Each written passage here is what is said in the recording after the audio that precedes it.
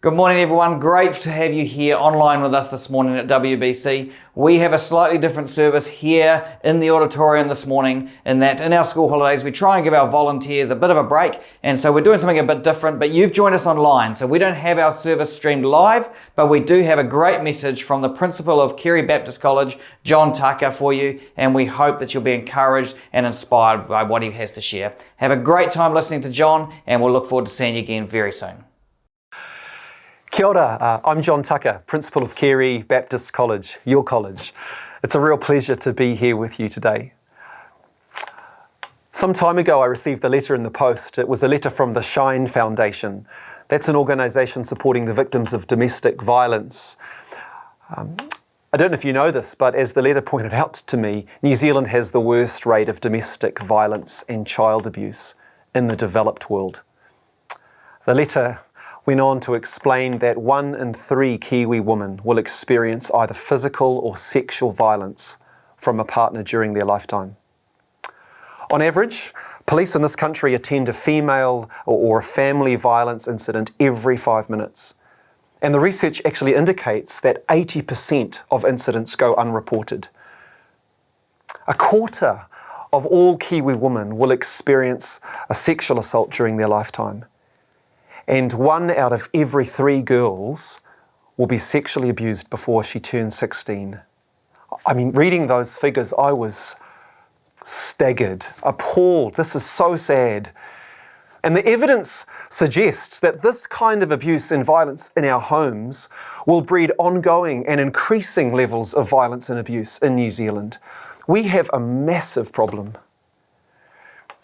I've got some friends who work with troubled teenagers, a ministry that they have founded and lead. And those teenagers in their ministry, the kids that they're working with have been expelled from the school system.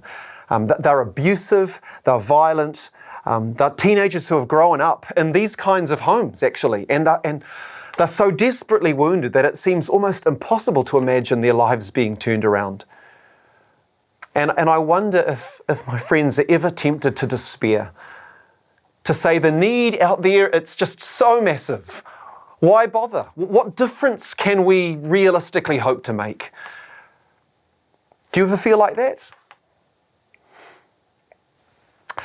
But it's not just that the needs are so massive. The problem is that our resources are so meagre. And we know it, if we're honest. I started my working life as a lawyer, but then one day I was in a worship service and I heard someone reading the words in John's Gospel where the risen Christ says to his disciple Peter, "Peter, do you love me? Do you love me? Do you love me? Then feed my sheep." Well, don't ask me how, but I just knew in that moment the risen Christ was speaking to me saying, "John, do you love me? Then feed my sheep. I want you to be a preacher, a pastor, a servant of the word." And there have, in the subsequent years, been many times, 18, 19, 20 years, when preparing a message or counselling a young adult, I've been filled with despair, if I'm honest. And I've thought to myself, I have so little to offer. What difference can I make? What difference can we make in this world with its massive needs? Do you know what I mean? Can you relate to this? You get an email announcing that one of your work colleagues has been made redundant. One of the many thousands of New Zealanders who will lose their jobs as a result of COVID-19. And you think, I've been working with this guy for over 10 years. He knows I'm a Christian, but he's never really shown any interest in the gospel. What difference am I making? Or perhaps you see in a news headline that thousands of Kiwis are marching in support of the Black Lives Matter movement against institutional racism, both around the world and here in New Zealand. And you think, maybe I should join that march. Maybe God, feels strongly about this kind of racial injustice. But if I were to get up and march and join others, what difference would it make? Do you ever feel like that? What difference would it make? Well, you're not alone. Because as we see in in the scriptures in Mark chapter 6. Listen to the word of God. Mark chapter 6, verse 30. The apostles gathered around Jesus, and they reported to him all they had done and taught. And then, because so many people were coming and going that they didn't even have a chance to eat, he said to them, "Come with me by yourselves to a quiet place and get some rest." And so they went away by themselves in a boat to a solitary place. But many who saw them leaving recognized them and ran on foot from all the towns and got there ahead of them. When Jesus landed and saw a large crowd, he had compassion on them because they were like sheep without a shepherd. So he began teaching them many things. By this time it was late in the day, so his disciples came to him. "This is a remote place," they said, and it's already very late. "Send the people away so that they can go to the surrounding countryside and villages and buy themselves something to eat." But he answered, "You give them something to eat." They said to him, "That would take more than half a year's wages. Are we to go and spend that much on bread and give it to them to eat?" "How many loaves do you have?" he asked. "Go and see." When they found out, they said, 5 and 2 fish. Then Jesus told them to make all the people sit down in groups on the green grass. So they sat down in groups of hundreds and fifties, taking the 5 loaves and 2 fish, and looking up to heaven, he gave thanks and broke the loaves. Then he gave them to his disciples to distribute to the people. He also divided the 2 fish among them all. They all ate and were satisfied. And the disciples picked up 12 basketfuls of broken pieces of bread and fish. The number of the men who had eaten, besides women and children, was 5,000. So Jesus and his disciples, they find themselves in what Mark calls a remote place or a deserted place, in the wilderness, in other words. And they're surrounded by a massive crowd of people. And Mark says that to Jesus, the people were like sheep without a shepherd. Sheep without a shepherd. It's a richly evocative image. Maybe not so much to us here in New Zealand, Aotearoa, but when Mark's first Jewish audience heard these words, they probably would have evoked memories. Maybe memories of that story in Numbers 27, when Moses, having led the people of Israel out of slavery in Egypt, having led them through the wilderness towards the promised land, is about to die. And Moses prays to God and he says, please appoint someone over this community to lead them when I'm gone, so that they will not be like sheep without a shepherd. The very same phrase that Mark uses here. Or perhaps when Mark's first audience heard these words, it might have been the promise in Ezekiel chapter 34 that flashed across the screens of their minds. Because there, God says, I will be a shepherd to my people Israel. I myself will be a shepherd to them. Through my servant David, I will take care of them, because the leaders of Israel have not taken care of them. And my people are like sheep without a shepherd. They're sick and injured. They're starving and lost. They're food for all the wild animals in the wilderness. Well, whatever the reference, in any event, when Jesus sees this crowd and he sees that they are like sheep without a shepherd, he has compassion on them. And he begins, Mark says, teaching them many things. In other words, it's a very long sermon. And eventually the disciples, they feel compelled to nervously interrupt Jesus. And they say, yeah, look, Rabbi, Master, we're in the wilderness here. It's already late. The people will be hungry. So wrap it up, pronounce the benediction, send the crowd away. They might just have time to get to McDonald's or Pack and Save before it shuts. Now, I guess on one hand, this is quite a good suggestion. And you think that Jesus might be somewhat impressed with, a thoughtful, realistic assessment of the situation. His disciples, some of them, they're young adults. This is demonstrating a measure of maturity. But instead, Jesus says to them, no, you give them something to eat. Verse 37, you give them something to eat. I beg your pardon? You give them something to eat. You feed my sheep. I can just imagine Peter's response. I can imagine him saying, you can't be serious, Jesus. It would cost 200 denarii, about 8 months' wages, to buy enough bread to feed this huge crowd. We don't have that kind of money. And Jesus responds, well, what do you have? How many loaves do you have? What difference does that make? What difference does it make how many loaves we have? It won't be enough to feed this crowd. But Jesus doesn't blink. So the disciples do a quick stock take, and it's worse than they thought. They've got 5 small little barley loaves and 2 salted fish. And they're not kingfish, they're just, fish out of the Sea of Galilee, a lake. That's not enough even to feed Jesus and the disciples, let alone a crowd of 5,000 men, plus women and children. And that's so often how I feel. I don't have enough to feed this hungry crowd. It's just 5 loaves, 2 fish. I'm David facing Goliath. I'm Peter facing Caesar. I'm Mother Teresa in Calcutta facing a crowd of dying people. I'm Kate Shepherd in New Zealand facing an intransigent parliament. 5 loaves, 2 fish. But Jesus, Mark says, he doesn't seem to be troubled at all by that. He says to the disciples, have all the people sit down in groups on the green grass. On the green grass. Ever wondered why Mark adds that interesting little detail?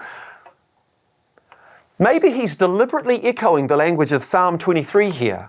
The Lord is my shepherd, I shall not want, I lack nothing. He makes me lie down in green pastures, green grass. Or maybe Mark's deliberately linking this story here to the vision back in Isaiah 35, where Isaiah prophesies that one day, by God's power, the barren wilderness and the dry deserts of Israel will be transformed into a lush land of green fields where God's people can know deep rest and joy. Maybe Mark's actually saying that that promise is being fulfilled in this story, in the life and the ministry of Jesus. Well, that may be the case, but the disciples don't yet know that. All they know at this point in the story, I think, is a feeling of acute anxiety, spasms of anxiety and worry and growing embarrassment as they each approach the crowd with just a few chunks of bread and fish in each hand. But, Mark says, their embarrassment is soon gobbled up by amazement, because with masterful understatement, really, he says, they all ate and were satisfied. And the disciples picked up 12 basketfuls of broken pieces of bread and fish. Do you see it? Just as God miraculously fed the 12 tribes of Israel in the wilderness with manna and quail as they assembled in groups of 50 and 100 in the Exodus, Jesus here feeds the people of God in the wilderness with 5 loaves and 2 fish as they sit down in groups of 50 and 100. This is the Exodus all over again. Mark's saying that Jesus is the one greater than Moses who was to come. He's the son of David, the divine shepherd, who has come to rescue his people, to care for his people, to feed his people. And he can turn dusty deserts into lush pasture lands. He can supply whatever we need. And one day, if you read on in the story, in the great banquet at the end of time, he will fully and finally satisfy our every need. He will renew and reconcile all of creation. But Mark says here, in effect, that it's already started. Yes, the call to discipleship and the call to ministry and service, the call to mission, it's a call to do what for us is impossible.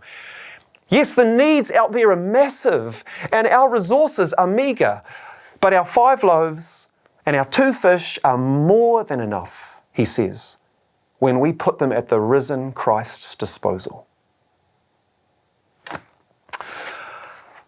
A little while back, I was involved in a forum on preaching. I had to preach a model deductive sermon. It was a model of, and it turns out, of how not to preach a deductive sermon. It just went terribly.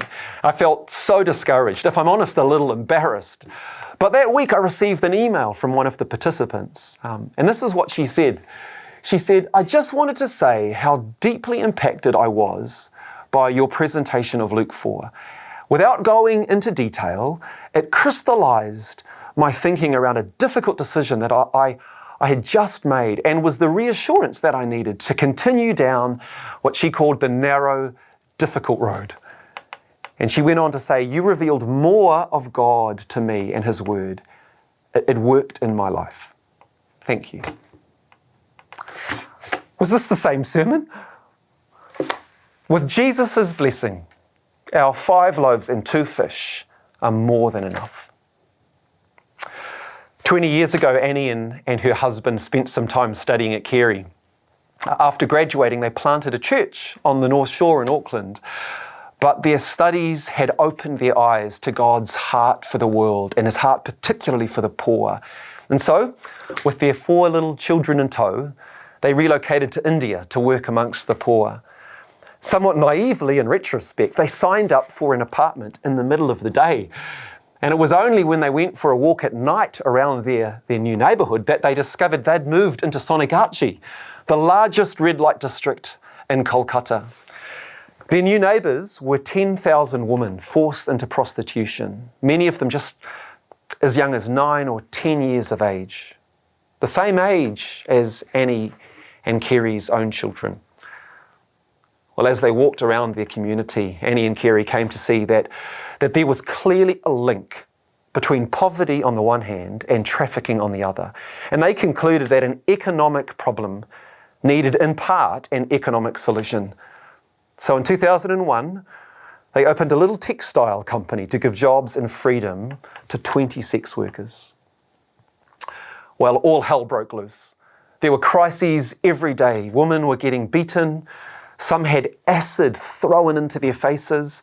The odds were against them, but they persevered. And Annie and Carey, they persevered.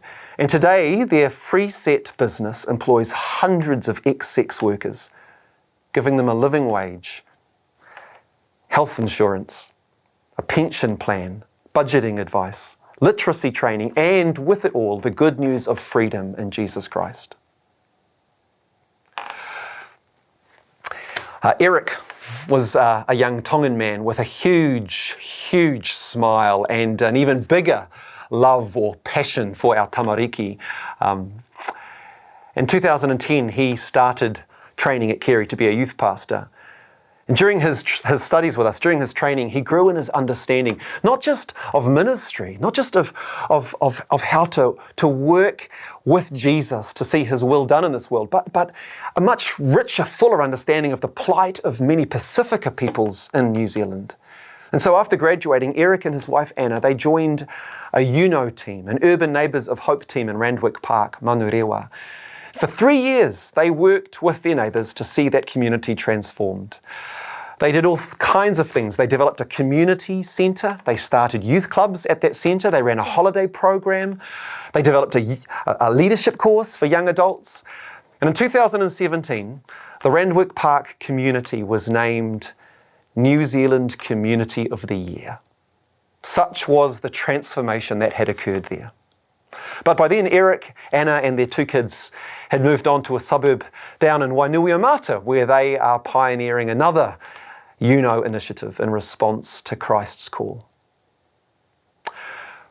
When you think about the massive needs out there in our world today, a COVID world, and when you think about the meagre resources in here, in our lives, in our faith communities, it's easy to despair. It's easy to feel inadequate. It's easy to think, why bother? What difference can we make?